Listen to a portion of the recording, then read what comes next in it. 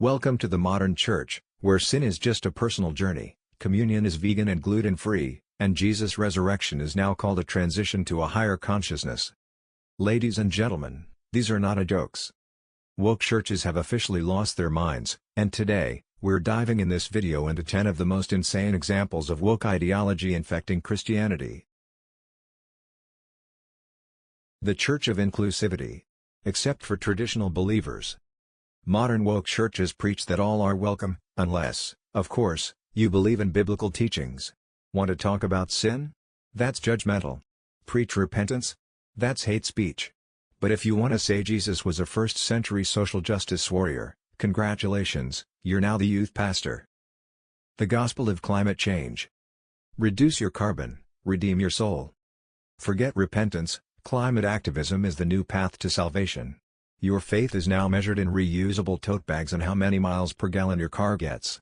How about hell? That's just a metaphor. Real eternal punishment is using a plastic straw in public. And forget church donations, the new tithe is a carbon tax. Sin is out. Therapy language is in. There are no sinners anymore, only people on a journey of self-discovery. Gluttony is now body positivity. Lust is just exploring your truth. Greed? That's capitalist ambition. Even Lucifer himself would be rebranded as an angel going through a rebellious phase. Cancel culture. Now for the apostles. Peter gets cancelled for denying Jesus, 3 times is just too problematic. How about Paul? Way too judgmental. And John? His book of Revelation is basically ancient hate speech.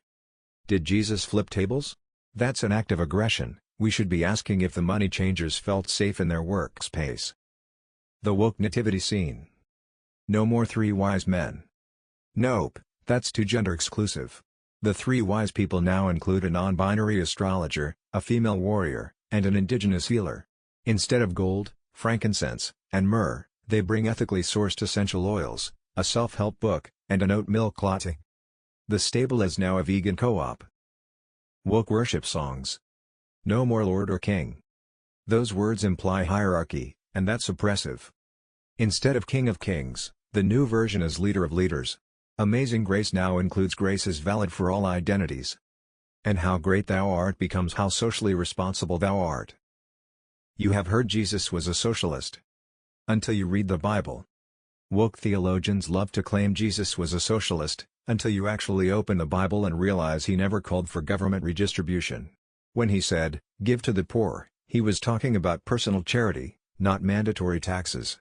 If Jesus walked into some churches today, they'd cancel him for not supporting universal basic income. Evangelism is now offensive.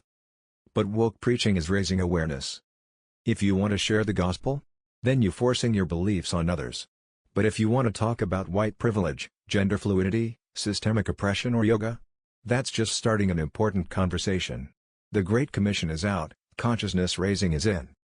Communion goes vegan and gluten-free. No more body and blood of Christ.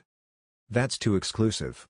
Instead, communion is now a vegan, organic, gluten-free experience. Instead of wine, you get kombucha. Instead of bread, you get quinoa crackers. And instead of remembering Christ's sacrifice, we take a moment of silence for the environment. The resurrection gets a woke rebranding. Saying Jesus rose from the dead might offend skeptics. So now, Easter sermons describe it as a metaphor for personal transformation and growth.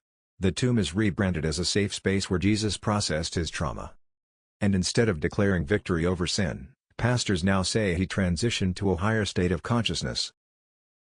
The source of this video is the book, Saving the World from Madness.